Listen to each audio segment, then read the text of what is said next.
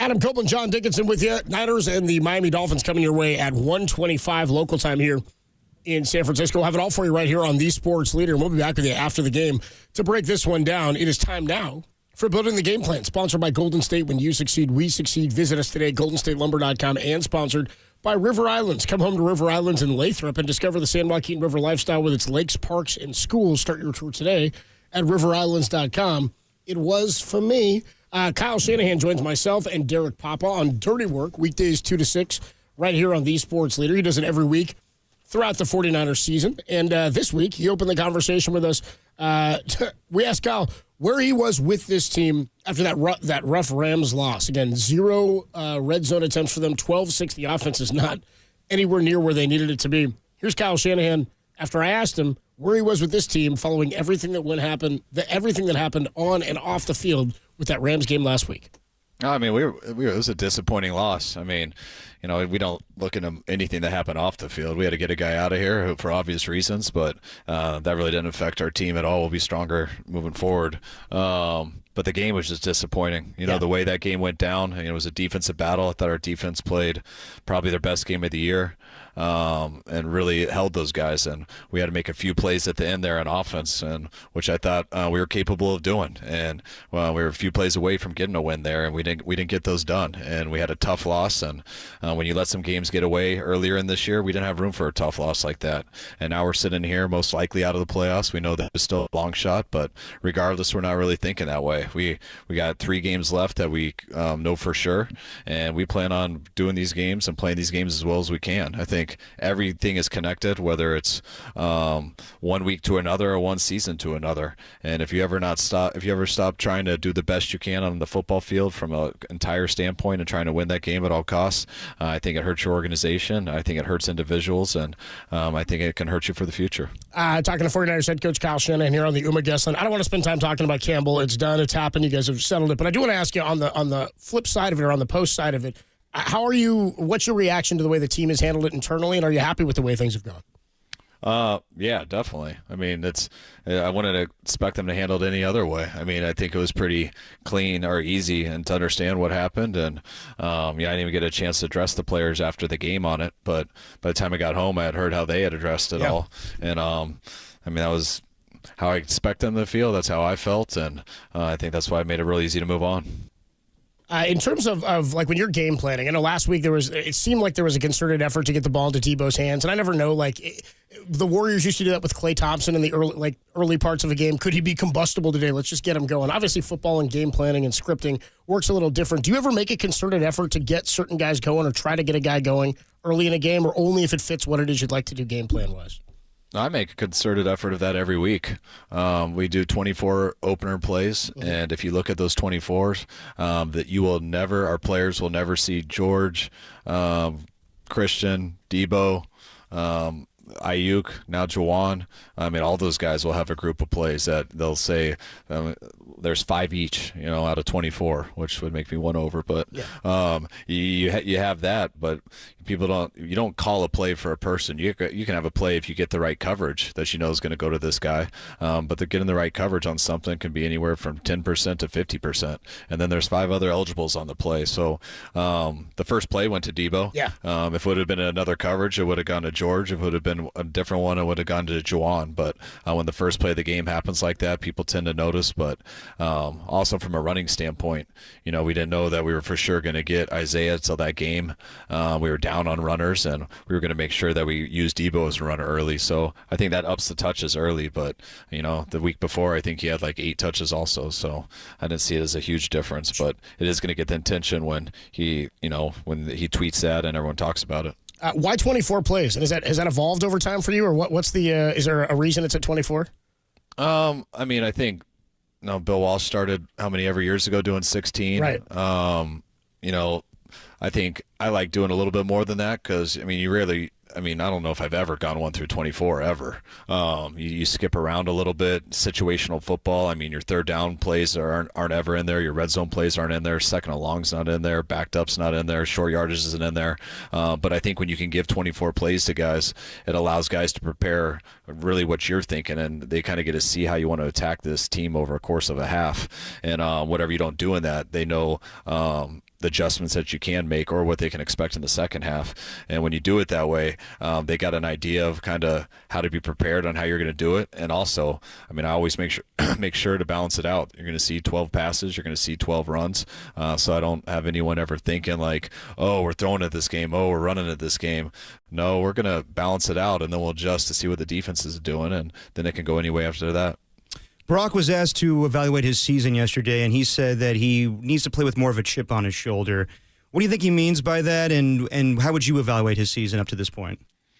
I don't know at all what he means by that. Play with a chip on his shoulder. I think Brock plays with a chip on his shoulder. I think Brock plays as hard as he can. I think Brock's done some real good things. I think Brock's first season and a half that he got to play was amazing. Statistically and record-wise, it might be the best in the history of the NFL. Sure. That sounds weird to say, but I actually think it might be. It's up there. So obviously it hasn't been like that, but I don't put that on Brock. I put that on everybody. We haven't been there necessarily in the same spot as a team, offense, defense, or special teams this year as we were last year. We've had some unfortunate injuries. We didn't start out the same way, and things haven't gone quite as good. But to say that Brock is a totally different quarterback than he was in these 2 previous years, I think would be inaccurate. But no, the numbers and everything haven't been there like it was in that historic run. But the team around it hasn't been the same either. So that's kind of what I would expect. Kyle Shanahan is sponsored by Amici's East Coast Pizzeria. When you want the best pizza in town, Amici's delivers. You mentioned the defensive sort of element of the game last week where the defense played awesome, and I think everybody immediately looks at Dre Greenlaw, what he was able to do. He looked the most like himself of anybody who's kind of come back after missing some time or being injured, it seemed like this year, at least in the immediate. How big of an impact do you think was he in the defensive presence last week? I think it was huge. I think Dre's been one of our most impactful players over the year, and having him and Fred play next to each other, I always compare that to Urlacher and Lance Briggs. Yeah. I remember just playing against those guys. Urlacher's the Hall of Famer, but Briggs was just the same to me. And the way those two fed off each other, and you'd pair that with a couple good D linemen, and that's why I thought they had a Super Bowl defense when they had, what was that guy's name? Tommy something from Oklahoma. And Tommy Harris. Tommy Harris from Oklahoma, and then Peanut at corner. Yeah. You know, you get a few guys on each level, and you got some special guys, and that's what we've had always with those two. And Dre coming back, I mean, it doesn't surprise me at all that he played like that. I've only seen him really play one way, and I always go back to 2021 when he played in Week 1 versus Detroit and got hurt and didn't return till Week 17 versus the Rams in a game that we had to win to get in, or if not, our season was over. And that game, he had one of the best I feel games of his career, or games that I've ever seen a linebacker play. So I feel like Dre only knows one way, and that's why we had to protect him. You know, that's why he couldn't play that whole game, which was so hard to do because you see the impact of him out there.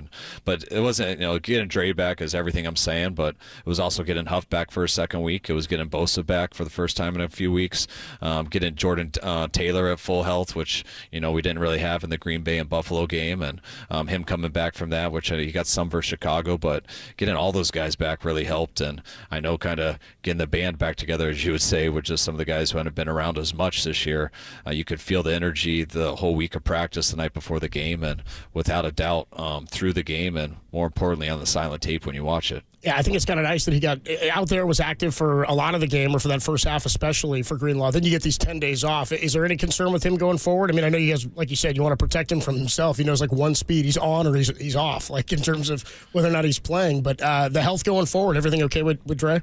Yeah, he didn't hurt anything, but he's dealing with fatigue and soreness as you would expect, and it's been nice to get those extra 3 days, but that's why he's been limited this whole week in practice, and we'll see how it is tomorrow, but hopefully it continues and it'll be good for the game.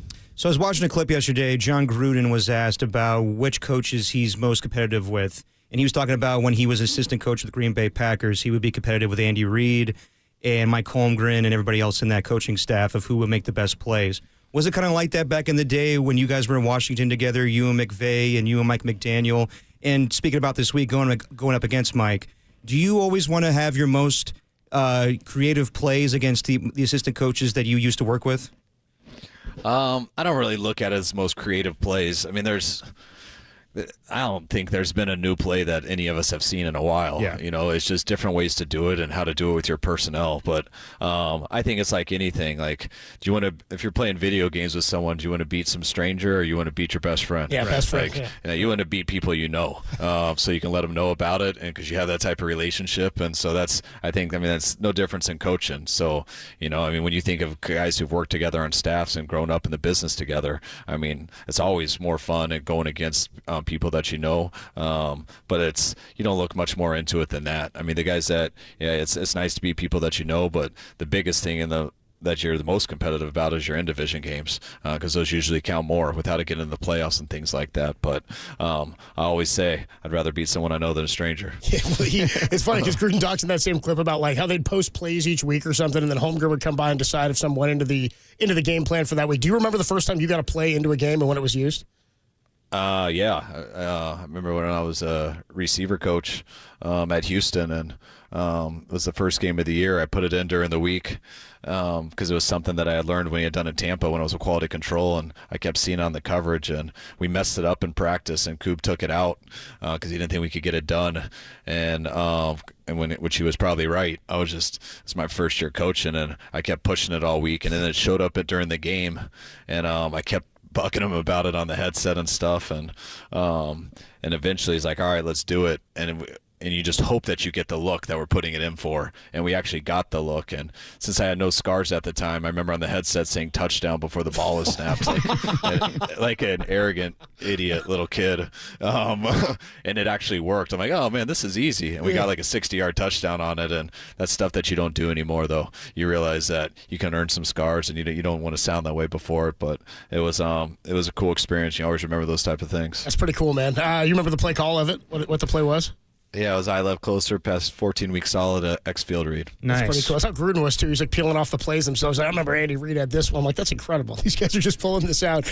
Kyle Shanahan with us. Hey, before we let you go, just a thought, because you were talking receivers, and I just wanted to hit on this. I mean, Jauan Jennings is having an incredible year. What's nuts is when you look at his season last year, it seems like everybody remembers all the big third down plays. We had 19 catches last season. Anything different in his game or that you've seen? Is it just development as a player? Because he's become one of the most reliable receivers, not just on the team. It seems like across the league. No, I think Jauan's always been this way. That's why, I mean, it was only 19 catches, which is crazy. You know, Yeah. he missed a month there at the end of the last season, which definitely took away from that because I think he missed a couple games earlier in that year, which took away from those stats. But when Brandon Ayuk never got hurt last year, and Debo was healthy most of last year, and the way with Christian going at running back and always wanting a threat of that, we have a fullback in the game so much, so it's hard to get all these guys the ball, and especially when they're not out there as much. But Jauan was always out there on third down, and that's why he did on third down what he's done more this year. But as we've had injuries, Debo not being able to go versus the Rams and him getting his first start there, and that's when he had those 10 catches, I think, in week 3, and then losing Ayuk a few weeks later and him being out to be out there permanent. He just gets a lot more opportunities, and Jauan's been ready for this for a while, and I'm glad he's getting the stats to go with the type of player he is. Yeah, it's been a great season for him. Kyle, have a safe trip out to Miami. I'll be off for the next couple of weeks, so have a Merry Christmas and a Happy New Year, man, and we'll talk to you in the new year. Have a good game Sunday. All right, guys. You guys too. Talk to you later. Thanks, stuff there from 49ers head coach Kyle Shanahan.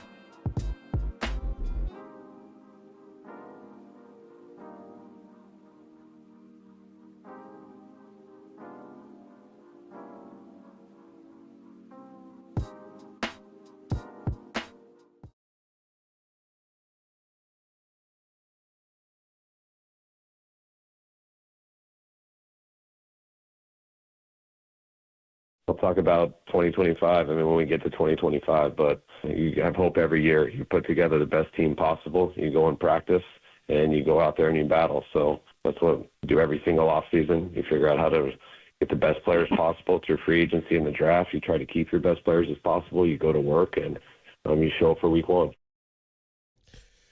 At the voice of 49ers head coach Kyle Shanahan, Niners getting ready for a Week 16 tilt. And he sort of echoed those sentiments with myself and Derek Papa, like you just heard here minutes ago from Dirty Work on Thursday, where he said, look, we know what the reality of the season is, but that's not how guys are approaching it, that we're not going to the playoffs. Joining us now, our guy Larry Krueger. You hear him on Niners Nightly, weeknight 6 to 7 on KNBR, and, of course, on the Krug Show. What's up, Krug? How you doing, bro?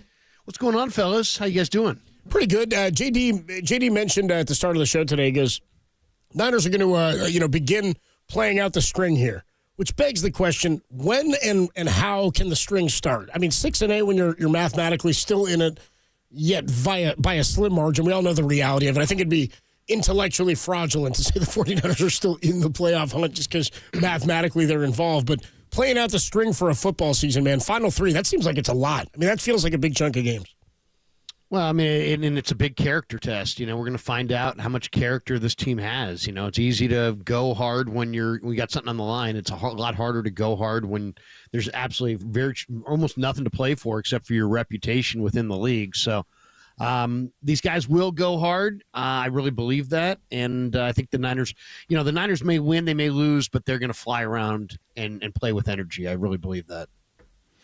Larry, where are you on who should be playing and who shouldn't be playing in this game along those lines? I know they've basically ruled Trent Williams out for the rest of the year. Garendo popped up with a legitimate injury, but the guys that I'm really focused on are Nick Bosa, Dre Greenlaw, and even Fred Warner, who's not even on the injury report anymore, but had been playing through the fracture in the ankle. Where are you on that? Because I think there's a case to be made that Bosa and Greenlaw specifically, and even Warner, probably shouldn't be out there these last 3 games. Well, somebody's going to have some big boy conversations within the walls of the 49ers and decide what's going on. I mean, as far as what's the plan, because the only thing that could make this tire fire of a season any worse is if they somehow lost Bosa or Warner or Greenlaw in an injury that was going to impact their status for week 1 next year in these final games. So I understand these guys love to play, and in the NFL, if you're healthy, typically you play. That's the culture of the league. But once again, let's not make next year worse. You already are not going to have Ayuk for probably a good chunk of the year. If you didn't have Bosa or Warner or both for half the year, you'd probably be cooked next year. So how about let's not get cooked for next year? It's bad enough that you were Super Bowl favorite this year and didn't make the playoffs. Let's not cook our chances for next year. Where's your focus for evaluation in the final 3 games, Larry? Well, I mean, all over the roster. I mean, I think it's, you're evaluating coaches and players. I think, today is a big referendum on Nick Sorensen's defense. They're 3rd overall in the league. They're 2nd in pass defense, but they're 17th in points allowed, and they fade badly in the 4th quarter pretty consistently. At least that's been their moniker. So, so that's it right there. I'm looking for Sorensen's defense. I'm looking for Ricky Pearsall and Jacob Cowing on offense. Because you don't know what you have with Debo or CMC or Ayuk next year. You better have a pretty good idea when the season ends of what you can expect next year from Pearsall and Cowing. So those are the 2 guys on offense. I also have a lot of hope for Izzy Abanaconda. I think he's got a lot of talent. So those are the 3 guys I'd really like to see on offense. On defense, I want to see Jalen Graham. Jalen Graham has been on this roster for a couple years. He was really productive in college. D. Winters has gotten some run. For whatever reason, Graham has not. Now you've cut deadweight Campbell, and you need to give those reps to Graham, and let's find out. You have to emerge from these 3 games knowing if Jalen Graham is a player for you next year or if linebacker is another one of your needs.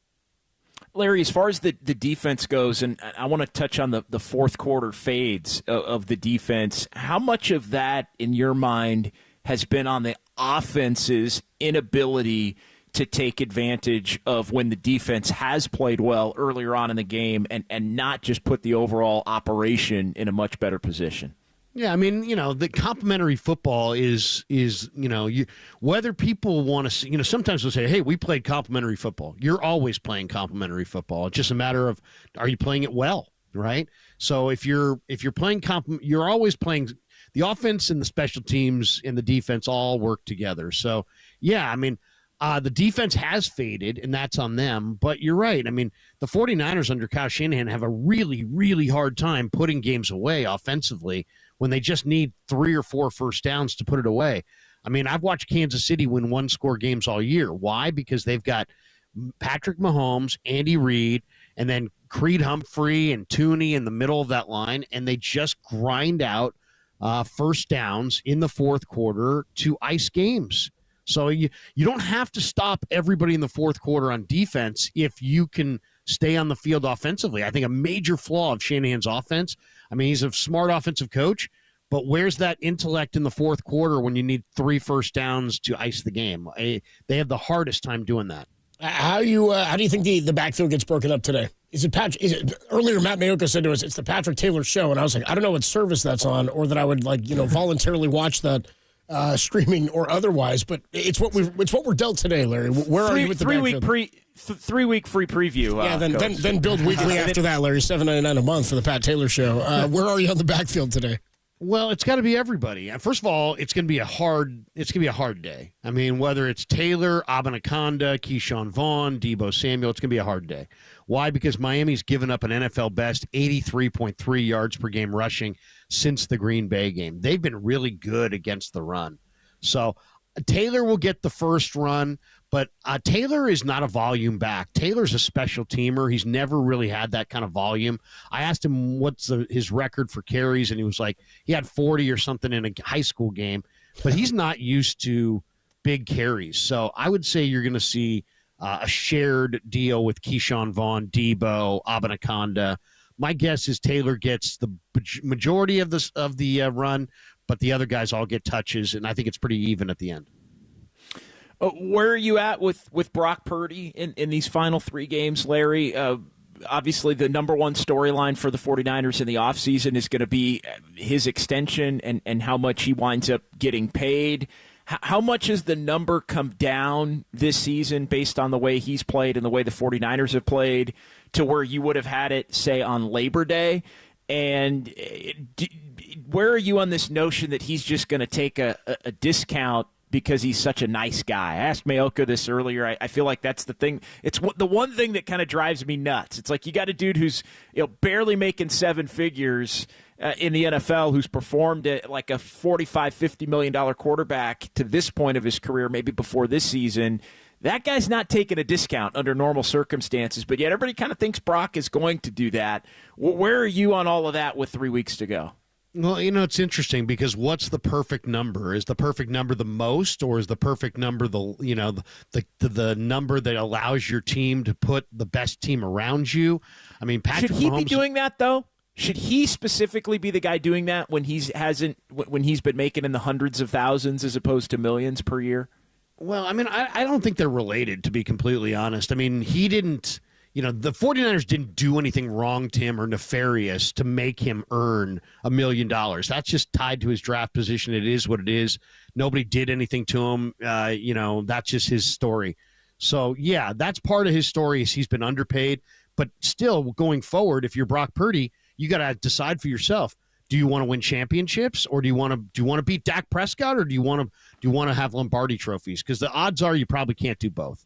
You probably can't make $65 million, and with making $65 million, I don't know that John Lynch can surround you with the necessary talent so that you can be the best team in football.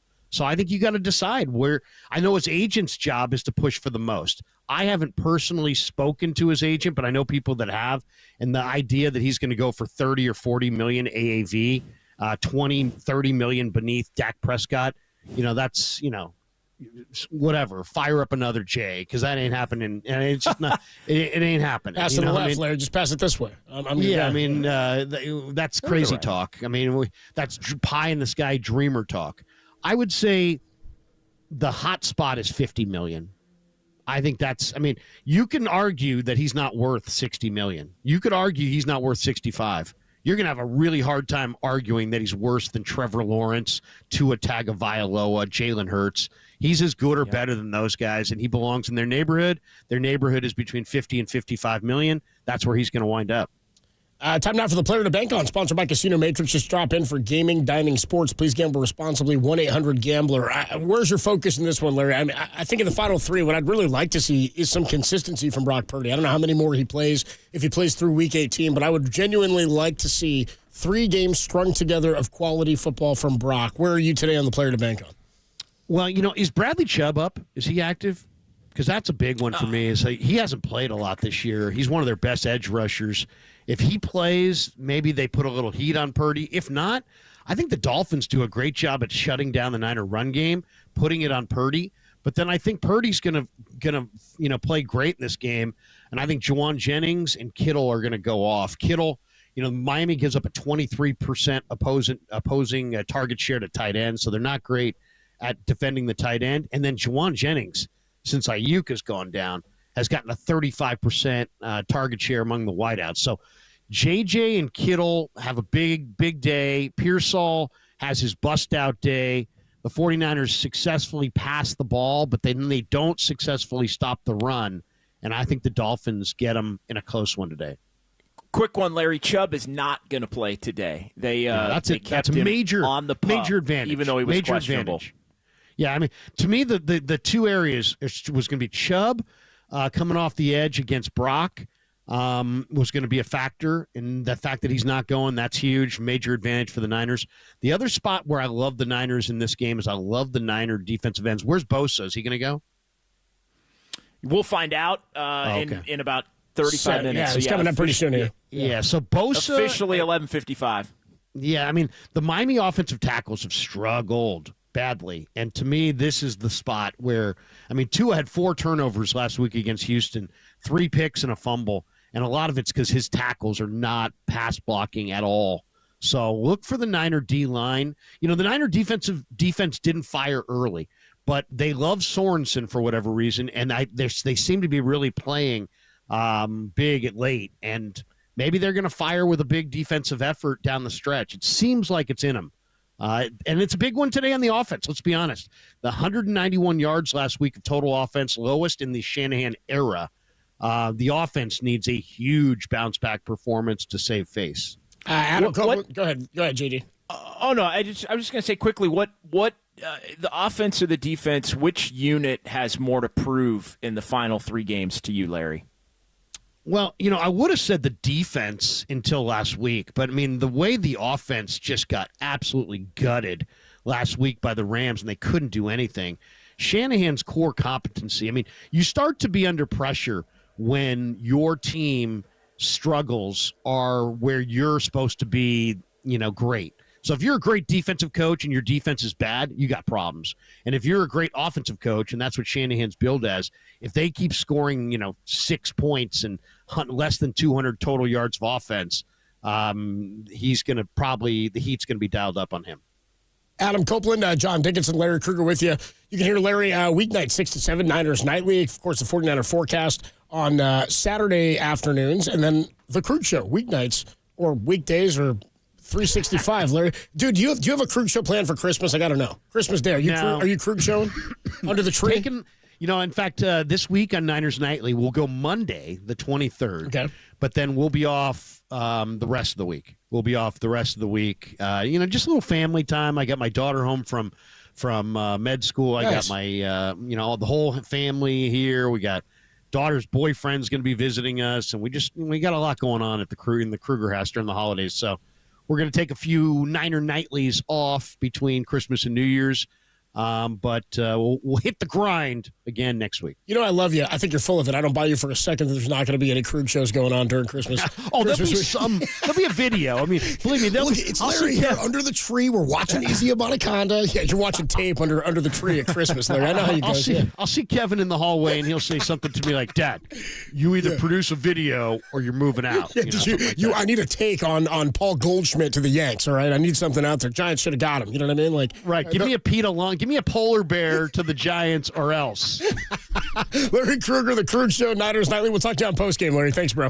Sounds good, guys. Good stuff. Adam Copeland, John Dickinson, Larry Krueger with you again. The Krug Show, Niners Nightly, 49ers forecast. He's all over it when it comes to Niners and just about anything else obscure sports-wise in the Bay Area if you need it. When we come on back, we'll get you more on the Niners and the Dolphins, a 1:25 kickoff. We're a couple hours away from that one, and we'll hand it over to Greg Papa and Tim Ryan in about an hour to take you up to and through kickoff. More to come as the 6-8 Niners take on the 6-8 Dolphins, only here on the Sports Leader.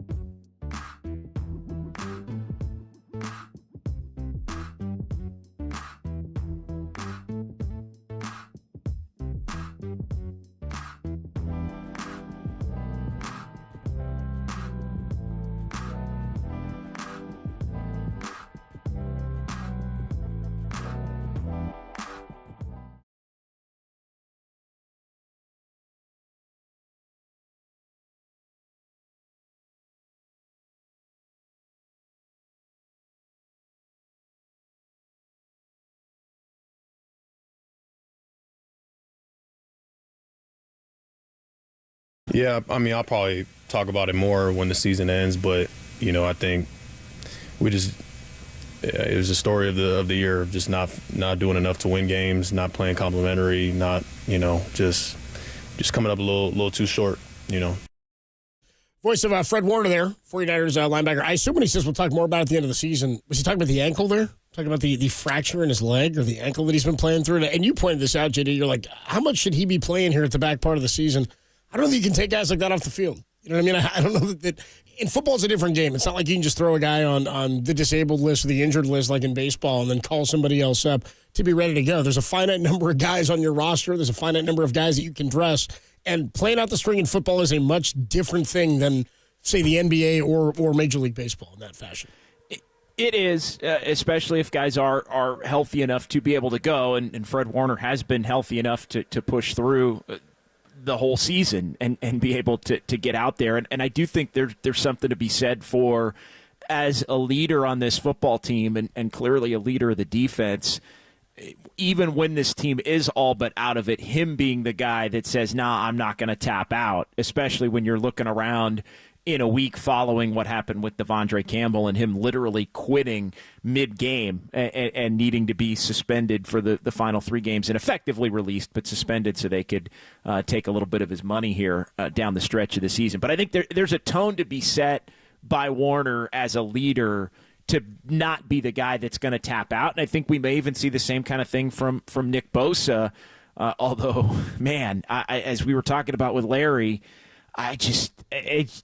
the only thing that can make this thing worse, and I guess you can't live with that as your mentality, would be something happening to one of the 49ers' core players that would impact the 2025 season beyond what we already know as far as Brandon Ayuk. Yeah, and Larry said that too, because you're going to start next year with a big chunk of the season gone for Ayuk. I think the hope is that he would be back within the first quarter of the season, right? Like maybe the first 4 games or something. If you can get away with throwing him on IR or something, returnable IR at the start of the year. But again, ACLs and things like that, generally about a year for the return, and that's the ramp up and then to get you ready and to get you back in the field. And then you wonder, well, at what form is he in when he does come back? We saw what happened this year after he missed training camp and preseason and clearly was not where he needed to be. In terms of Deebo Samuel, anything that I guess here's the better way to phrase it. Is there anything he can do in the final 3 games that would change your perception of where he is in his career right now? Would he have to have 3 monster games for you to be like, oh, he's still got it? Probably not anything that could change it, although, man, if he did have 3 monster games, you'd be wondering where the hell was that? I'd be pissed. I'd be like, what the hell's up? Now I'd be mad that he's going off, I mean, in a way, it would just, like, where the hell was it? Seriously. Like, it's in you, but is it in you when only the stakes are low now, which has never been the player that Deebo Samuel has been throughout his career? But so how surprised are you, Copes, that the sentiment really is based on Deebo's contract and what it would cost if the 49ers were to just cut him in terms of a cap hit? How surprised are you that the sentiment seems to be that Deebo Samuel is going to be back next year, whether it's playing out the contract or maybe in a position where the 49ers could get him to take a little bit of a pay cut for 2025, spread some of the other cap issues down the line a little bit, but keep him, that it's more beneficial now for the Niners to keep Deebo Samuel in 2025. I didn't have that one fully on the bingo card as his production continued to decline through this season. Well, I think my sentiment or my thoughts about that sentiment that he can regain some of that form have evolved and changed throughout the season, right? Because you see down games, you see down moments, and we've seen this from him before.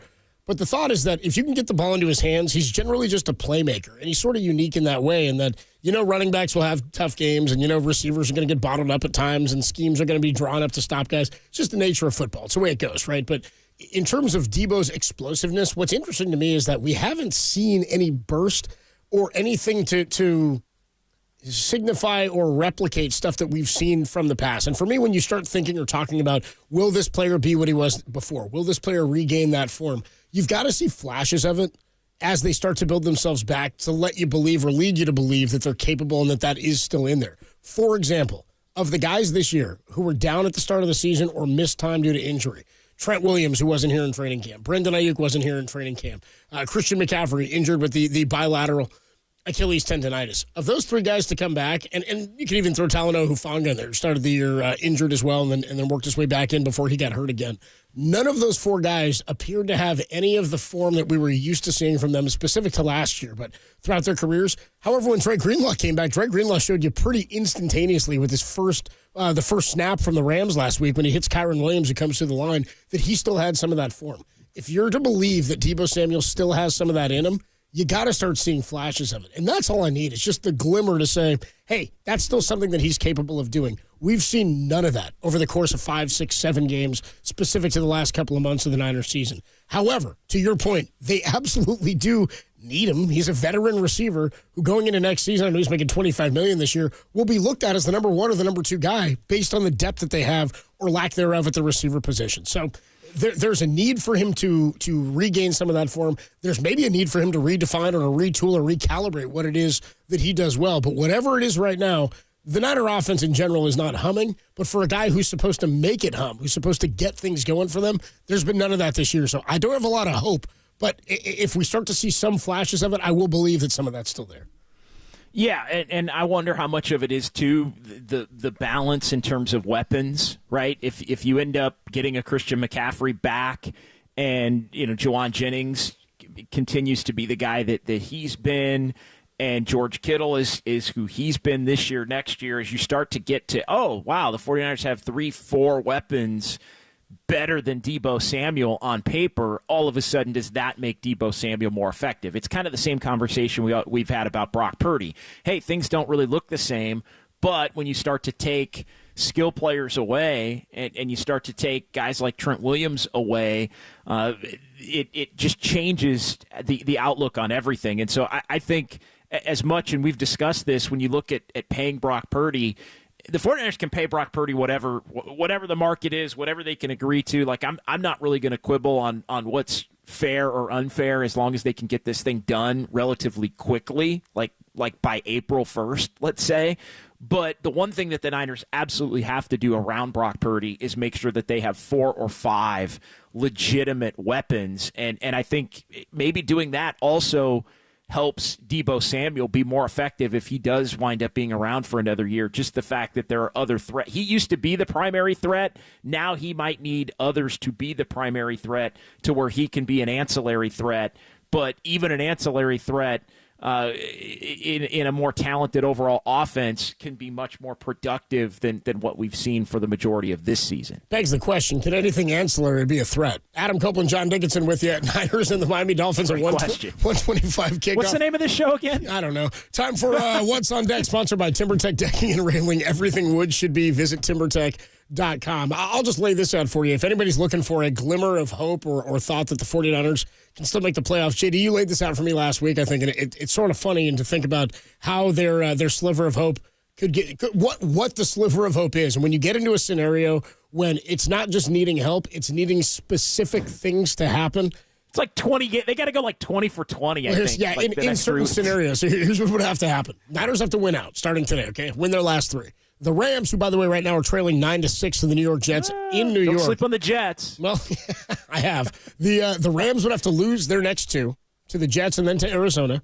Seattle would have to lose their next 2 today and next week. I forget who they play next week.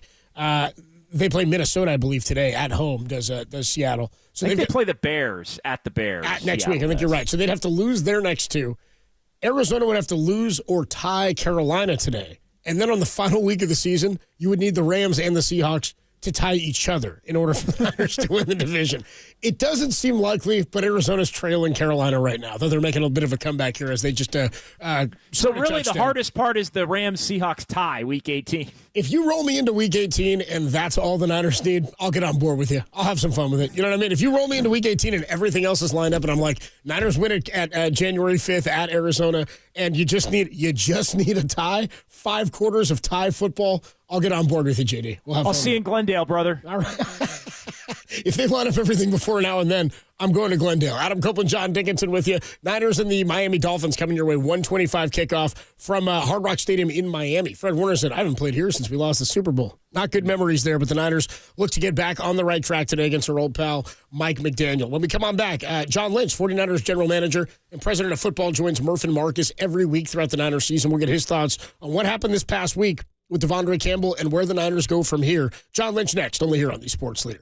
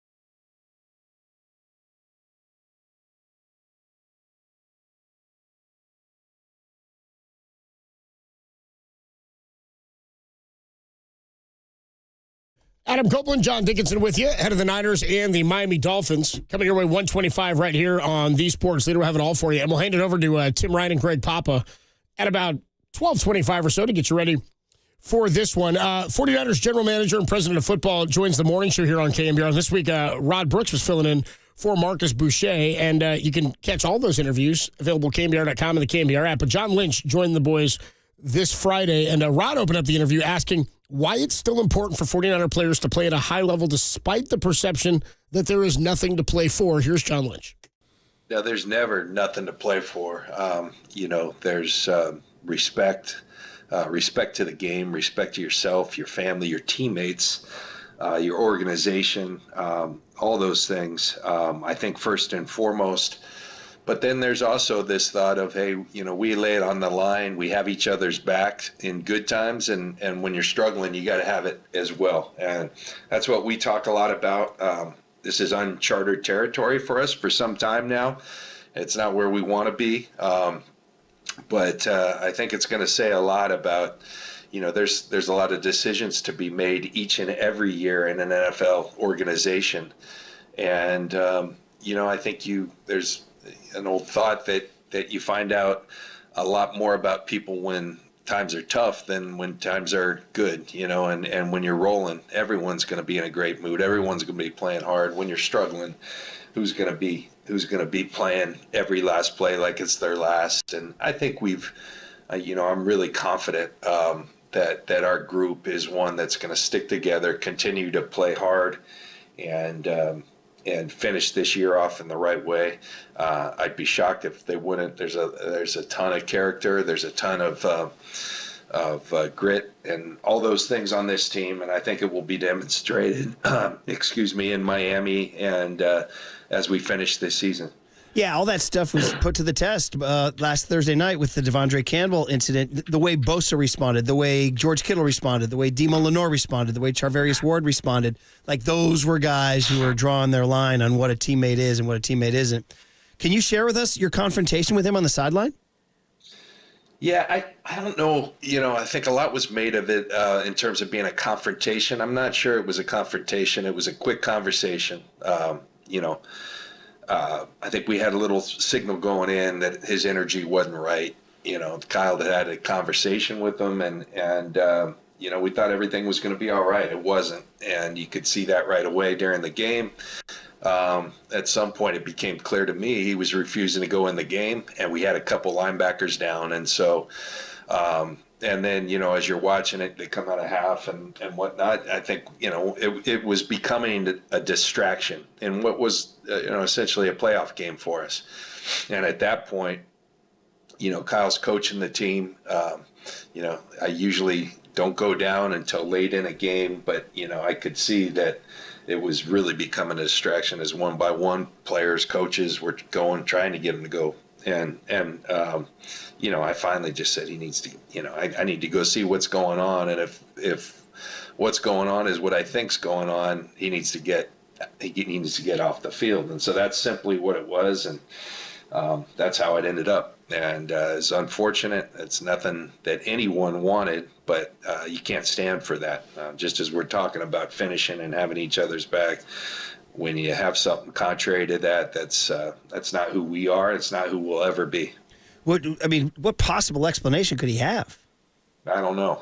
I don't know, and I don't think I'll ever find out. So we'll leave it at that. But he's no longer here, and we'll move forward. And then just last one is just Kyle addressed this in signing him because he wasn't your first choice. Could you just speak to that and how important every move is in the offseason? Like you thought you had Eric Kendricks. Yeah. He slipped away. And then you guys wound up with him and you signed him knowing that he had a little bit of a loose cannon side to him.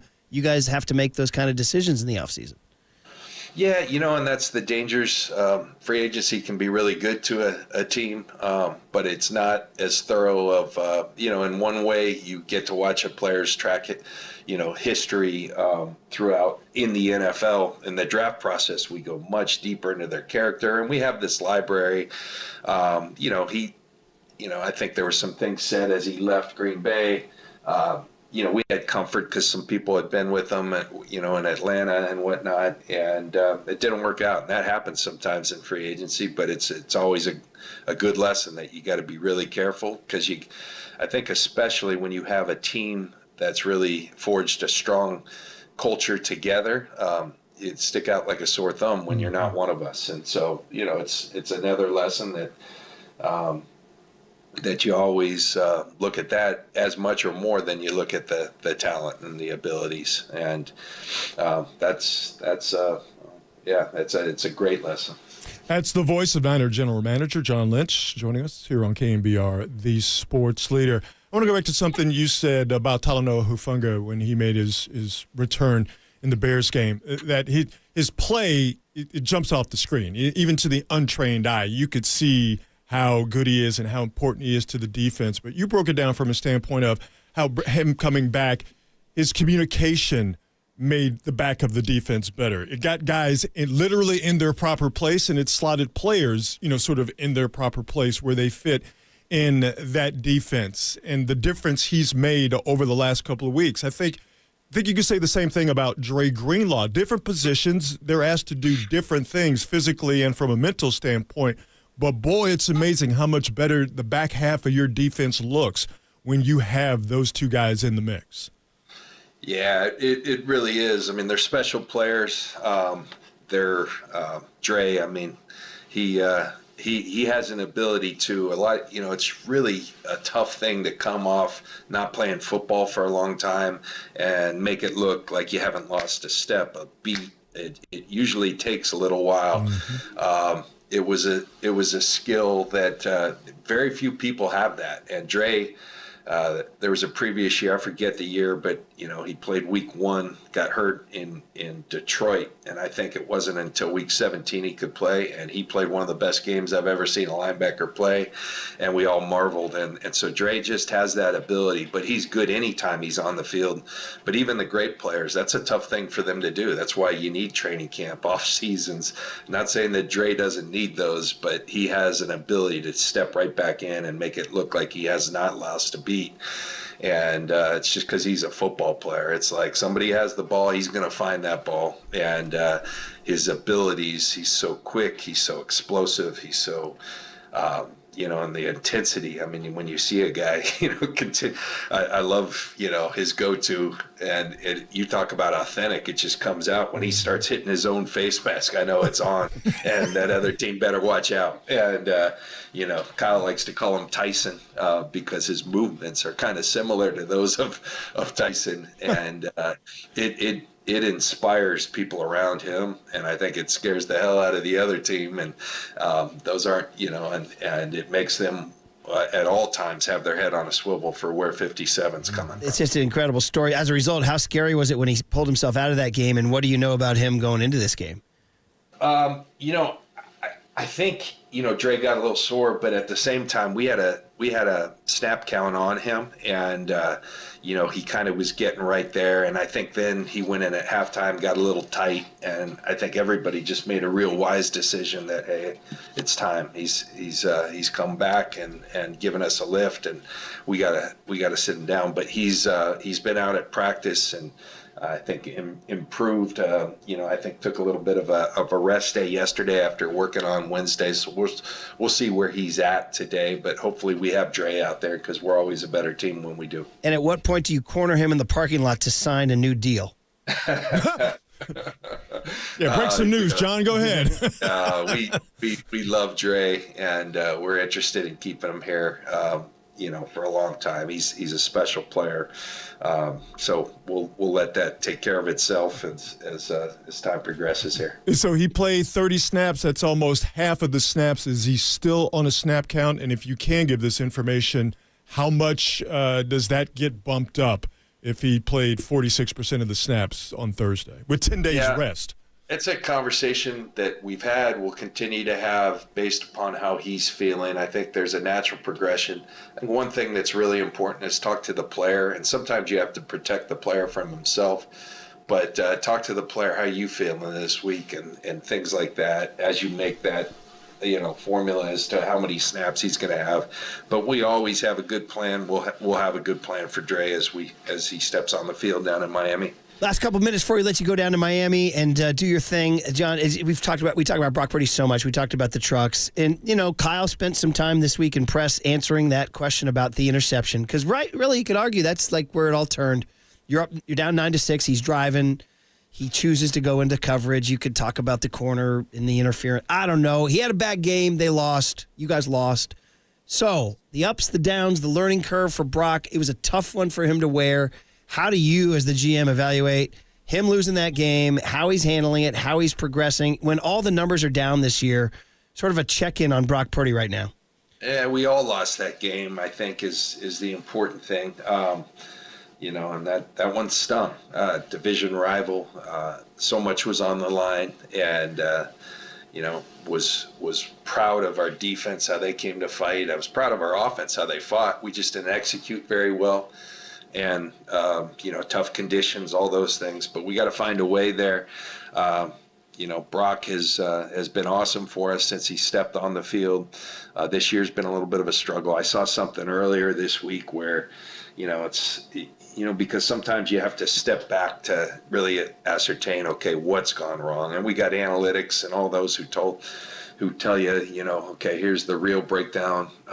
But sometimes you do have to step away. I saw one thing where, last year combined, McCaffrey, Ayuk, and Debo had 40 touchdowns combined between the three of them. This year it's 2. Yep. And so, things are going to be different when that's the case. And a lot of that's injury, and there's other reasons for, other parts of that. But, we have a lot of confidence in Brock. I think one of the things we love about him is his resiliency and his ability to come back after tough snaps, tough games, and I think like our whole team, that will be tested this year, and we all got to do this thing together. We got to figure out the reasons where things went wrong. We got to have some good fortune in terms of staying healthy. But first and foremost, we got to focus on Miami, and we got to finish out this year. And we'll be fighting and trying to scratch and claw for every win. And whether it has playoff implications or not, because that's what we're paid to do, and because of who we are. All right. Well, always a great conversation. We appreciate it all, and we know this is the last one before Christmas. And we know you have your big, beautiful family. Hopefully, everybody's home for Christmas. Have a great trip to Miami, and we will talk to you in the new year. Merry Christmas, John. Hey, Merry Christmas, Happy New Year, Happy Holidays to everybody. All right. John Lynch on KNBR 104.5 and 680 The Sports Leader.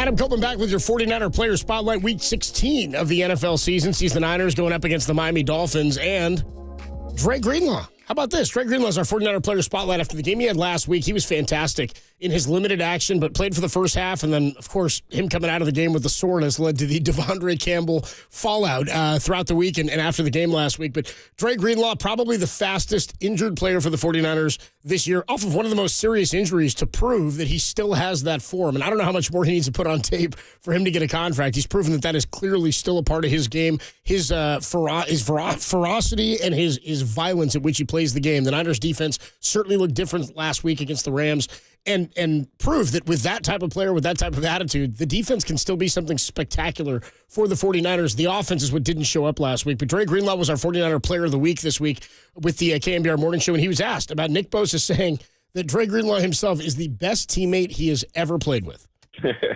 Nick, I appreciate Nick. Nick just talking, but I appreciate it. No, that's big time, man. I heard that from him, and I actually was like kind of getting some recovery done. I heard him kind of talking about me a little bit, so it's cool to get those words from a great player, a great teammate. That's who you do it for, anyways. I go out every day, play my ass off, so I can get the respect of those guys and my coaches. So for me to have battle as long as I have, and for him to say that, it just makes everything worth it. I think it's so cool when a guy is out for the amount of time that he was out for. And I think 49er Faithful talked a lot about each guy coming back this year. Can Trent Williams be what we're used to seeing? Can Christian McCaffrey regain that form? Dre Greenlaw was one this late in the season. You're like, man, what can he show you in the final 4 games? And he showed us he's still very much Dre Greenlaw. Larry Krueger said to JD and I last week on the postgame show after the Niners fell 12-6 to the Rams that if you could clone Dre Greenlaw, you'd want to have 11 of these guys on defense. That attitude, that violence, the excitement and the explosiveness in which he plays with, and that's why he is this week's 49er Player Spotlight.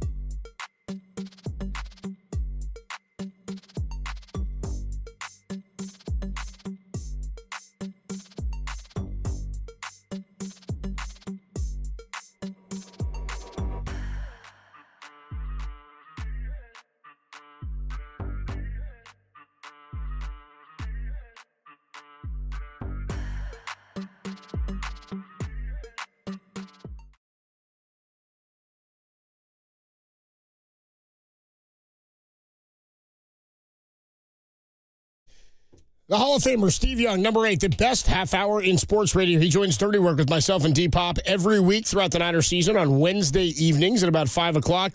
And this week, Steve talked about how the 49ers finish sets implications up or sets you straight for next season. Here's Steve Young. To be essentially out of it with games to play, that's when things get really hard and things can fray. And we've talked about grit. We've talked about how you have to have it. And I think you speak so much to next year with how you finish here, because everybody knows there's not that much to play for. So let's just take a really hard look and watch what the core grit of this team looks like. And all the, actually people say, well, there's nothing to get done in these next 3 weeks. And I say a huge amount could be done in the next 3 weeks and how we play, and especially the grittiness that we show in a place where it's not necessarily with huge expectations.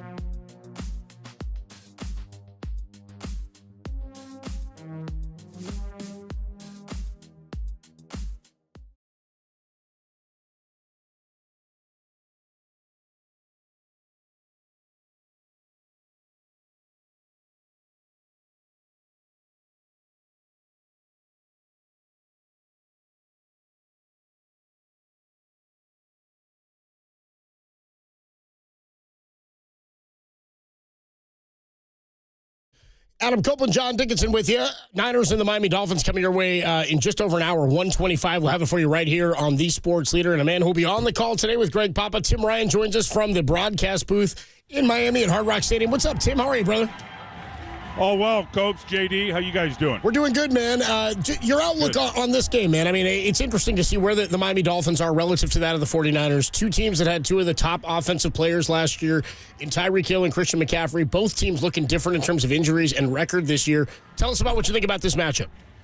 Yeah, well, first of all, I think losing Tua week 2 obviously got them off the rails, and they ended up losing 3 straight, and then he came back, I believe, week 8. They did lose a couple more, lost 6 of 7. Their defense has led them all year despite their offensive challenges. So this is going to be a tough test, I think, for Brock Purdy and the offense.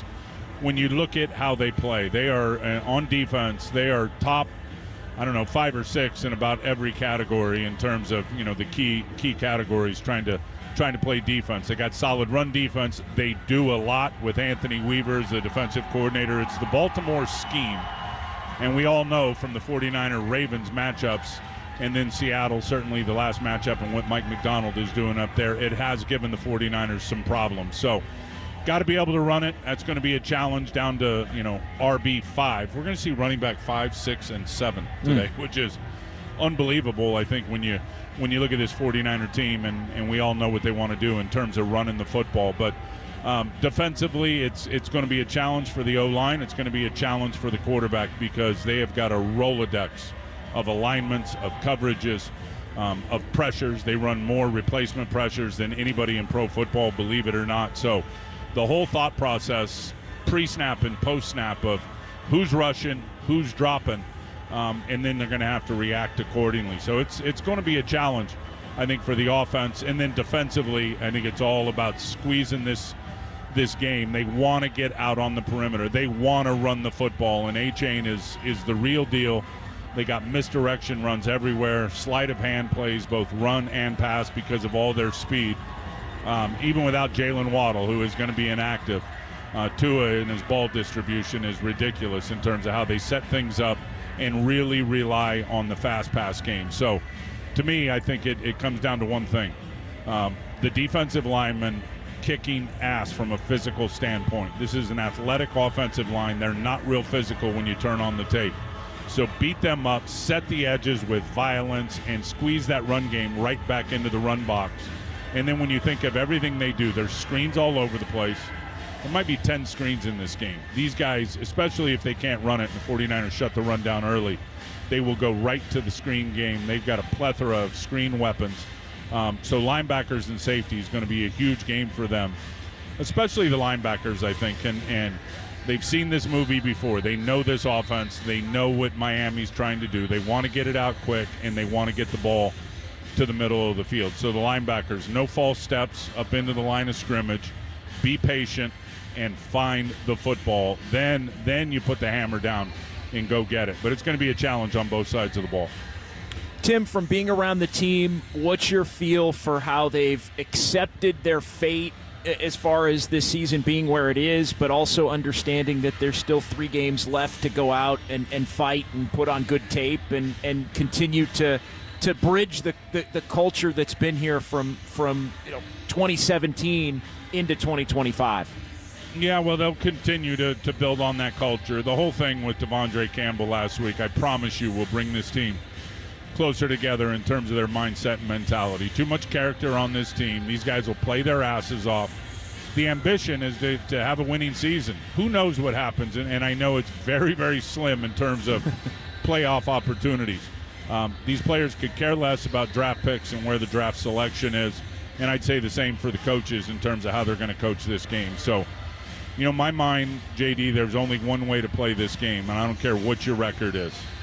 It is, get after it and play full speed and finish the football game. And as you said, put good stuff on tape. So I would expect nothing less from the veterans on this team and bringing these young guys along with some of that leadership by example. Kickoff at 1:25 today from Miami, Niners and the Dolphins. You mentioned the defense and the defensive line and setting the edge and getting after it early in this game. Last 2 games, defense has been very good. I mean, obviously against the Bears, They pick up 7 sacks last week. Played exceptional and more than good enough to win. The offense just didn't show up in last Thursday's game. What did you see from those 2 games that you think is transferable or could carry over to today? Well, I think having, Talanoa Ufunga on the back end and Dre Greenlaw back in the mix to go with Fred and then Bosa up front, it's obvious this defense is different with those cats on the field. And you saw it last week, as tight as it was, certainly in the first half until Greenlaw had to really sit on the sideline for most of the second half. So I think they can build off of that. I think Yetur Gross-Matos is getting better. I don't think there's any question about that. I think Leonard Floyd is has got his foot on the gas pedal all game long. They do run a lot of 21 and 12 personnel now. There is multiple personnel. These teams that the 49ers have played, a lot of 3 wide receivers, with the 11 personnel, 1 running back, 1 tight end, and 3 wideouts. These guys will play with Alec Ingold a lot, fullback on the field. They've got 3 tight ends. They all play. Neither one, none of them are real good blockers. So I think the 49ers can dominate from that perspective in terms of really setting the edges and forcing everything back to the middle of the field with A-Chain and Raheem Mostert and Julian Wright, the young running back. They are all loaded with speed. So I think they can build off of that. And then, they've got to, one thing they got to rebuild is seizing takeaway opportunities. The chances have been there, Copes. They have not been able to make the plays on defense. And Tua, they can poach a couple routes in the middle of the field, especially without Jalen Waddle playing, because I think the safeties can, and they know what this team wants to do. They want to throw it between the numbers. Tua wants to steer the linebackers out of the throwing lane and throw it behind them on those in cuts in between the seams and the numbers. So Talanoa, and as smart as he is and the experience in the eyes, I think has an opportunity to get in front of one of those balls, and you can cheat it a little bit, I think, without Jalen Waddle out there towards Tyreek Hill. So, got to make those plays. That's something they've got to rebuild right now. You mentioned running back 5, 6, and 7 on the offensive side of things. How do you see the 49ers using Taylor and Vaughn and the guy we haven't seen, Abanaconda? Yeah, I think that to me, at least, knowing the skill sets of both of Vaughn and Patrick Taylor and watching them in practice, that's the between-the-tackle run game. That's the grimy, get dirty, downhill run game. And these guys got a lot of run blitzes. So it's a feast or famine run defense. So they can get you with an unblocked player if they hit it right. But those linebackers that are extremely aggressive, Jordan Brooks especially and Anthony Carter, they can get caught up in the wash. So those guys between the tackles, I think that's how you set up this run game, and then you can get them, more on the edges, and they do a good job of setting the edges. But you can get them on the edges, and I think that's where Abanaconda, I think that's where Israel's speed comes into play. But I think the whole key, JD, with running the football, and it's not always necessarily measured in yards and production. A lot of the 49er run game is going to be judged and measured on rush attempts. And if they don't convert on third down, they will not be able to really, pound the run game and commit to it and catch them in one of those run blitzes and get one of those big pops. So I think it's all about converting third down to keep these drives going. I mean, we've seen it for years, Tim, and we've seen it this year even with J.P. Mason and with Ike Garendo. That, if there's a position in a Niner offense under Kyle Shanahan that I have confidence in them finding production out of, regardless of who's there, it's running back, right? They've done this for a number of years. They're down to their 5th running back now Bobby this year. T's done it for 30 years. That's my point, dude. They find ways to do it, and it's all about the scheme. So when you look at a guy, though, like Patrick Taylor or Keyshawn Vaughn or Abanaconda, and they're guys who have not carried the ball or had that workload this year, just in general, what do you expect from a guy? I think Krueger was telling us that Patrick Taylor said, I had 140 carry game in high school, which is hilarious to think about. But that's just not the way it works in the NFL. What do you expect from a backfield when guys just haven't worked a load like they're expecting to today? Well, a couple things. I don't think Kyle will be afraid to stay with the hot hand. For example, if Patrick Taylor goes out there and he's hitting it and he's getting 4 or 5 yards of crap, I don't think he'll hesitate to stay with him. That's just my opinion. So I think those guys will handle it right. I think it'll be spread out. I don't think you'll see anybody with more than 15 carries again, unless Patrick comes out there and really establishes that run game early. But I don't care who the back is behind this scheme. This scheme is, and these backs are all coached the same way. Read it from the outside in, gap to gap, find the crack and chew the grass in front of you and get 4 yards, and you'll be surprised when you get more. But I don't care who the back is, the offensive line's got to play better. They got to move people. They got to get to the second level of the defense. They've got to get movement and get their blocks up front. And that's an area where I think the offensive line, certainly against the Rams, had their struggles. They're going to have to step it up in this game because Calais Campbell, Zach Sealer, these guys are pretty good up front. Tim, what is left for Brock Purdy to show you in these final 3 games that maybe hasn't been there as consistently throughout the course of this season? I think just do your job, protect the football. I think that's the biggest thing with Brock. And you look at what's happened really this season, it is all about the turnover and whether it's the fumble, and he hasn't thrown a lot of interceptions, but certainly has thrown a couple of big ones.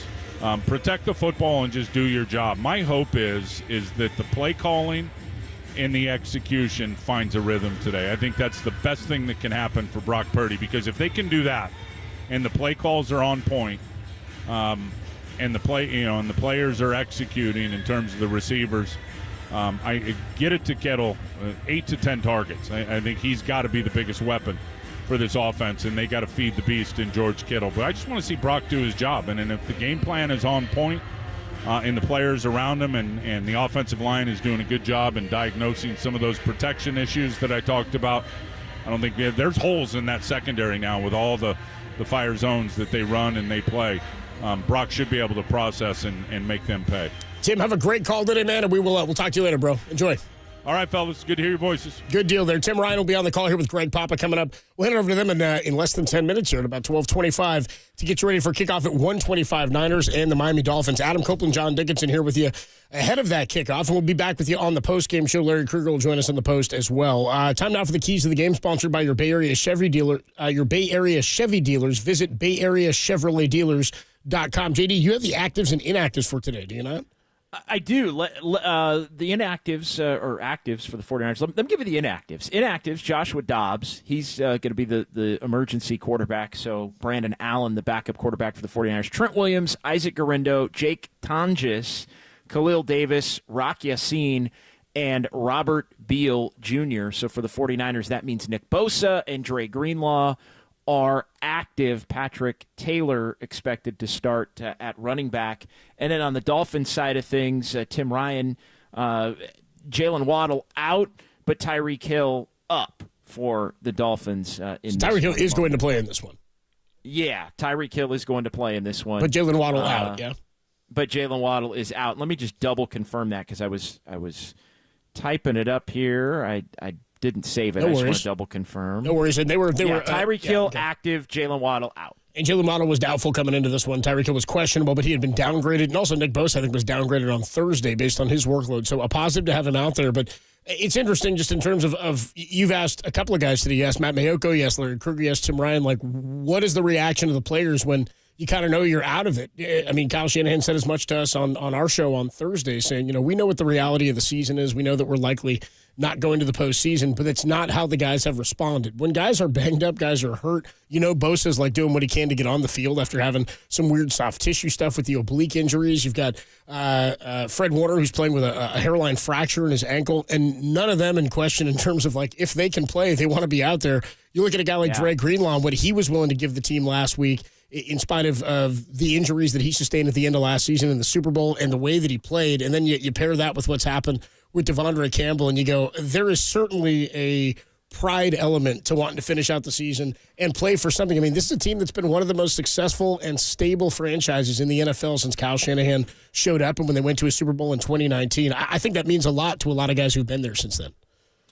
I don't think we're going to be seeing what the Bears have gone through here, where, again, today, they're down 34-17. They were down more than that. 4 straight games for the Bears, going back to when they played the 49ers. This is the 4th straight game now where they've had a 20-point deficit in a game. So I don't think that – so that level of kind of giving up and then they fire the coach and they completely give up on top of that, I would be stunned if we're talking about a Buffalo or a Green Bay type of a game for the 49ers. I think they compete their ass off. I think the guys that are out there help set the tone for that, whether we can debate whether they should be or not and all of that. They're going to be playing. So that means that there should be a big-time level of effort and give a bleep out there on the field in Miami. So I would expect the 49ers, win or lose, to be competitive and to continue to try to further that culture that you mentioned that's been here since 2017. Yeah, I'm with you. And again, Kyle Shanahan's got that sense of pride as well. I mean, he's a guy who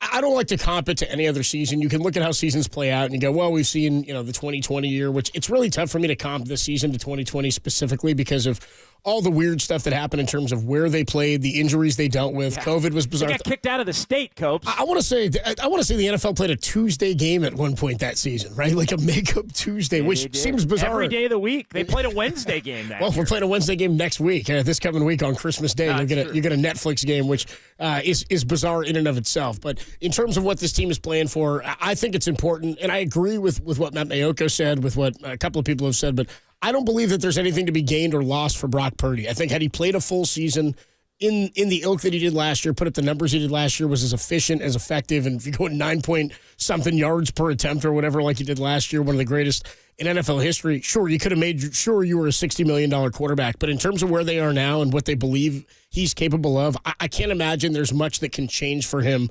barring injury, for how he gets paid this offseason. Over the last 3 games, I mean. Yeah, I'm kind of with you in the sense that I don't think the number necessarily can come down. I do feel like the number could go up. Like, what if he ends up, and let's say they win today and they win in Arizona. They don't make the playoffs, obviously. They end up, 8-9. They lose to the Lions. But maybe it's a shootout, right? Maybe the Niners play the Lions really well. Brock throws 3-4 touchdowns. Like, what if Brock Purdy has 11 touchdowns and 1 interception in these last 3 games? I would almost guarantee you that would be that sound you hear is the cash registers going ka-ching, ka-ching, ka-ching for Brock Purdy. So I think there is money to be made. Unless he's just flat out awful, I don't think there's really any money to lose. And I don't think he'll be flat out awful. No, nor do I. How do you feel just in general about this game? It's a weird game in terms of feel. I don't know how I feel. I feel like it's a close one. I feel like it could be a medium to high scoring game in terms of the high 20s into the low 30s, and I wouldn't be shocked if a few points separated it either way. Where are you? Yeah, I like it. I like it being a high scoring game. I think it bodes well for the 49ers, the guys that are playing defensively, to where I don't think it necessarily gets out of hand in terms of the Dolphins' ground attack. And so I kind of like the Niners today to show some fight and win by – I'm going to say a close 10. I kind of like the Niners. I like them 30-20, 31-21, somewhere in there. 10 is 10, but you're saying closer than that. Sometimes the score. Yeah. Sometimes you say it's really a one-score game the whole game, and then the Niners kind of put it away in the final maybe 4 minutes. What you say at the end is that game wasn't as close as the score indicated. Adam Copeland, John Dickinson with you. Thanks to our guests today. Larry Krueger joined us.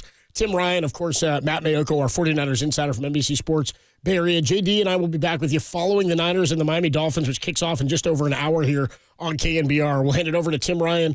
It's a Greg Papa who will take you up to and through kickoff. You get Greg's conversation with Kyle Shanahan, and he'll get you ready to take on their old pal Mike McDaniel and the Miami Dolphins are coming to this one at 6-8, just like the Niners do at 6-8. You can stream us, KNBR.com, the KNBR app, twitch.tv/thesportsleader, as well as our YouTube channel at KNBR. Make sure you join us after the game. We'll get your reaction and the reaction after the 49ers take on the Miami Dolphins. Kickoff coming up here in about an hour, only here on The Sports Leader.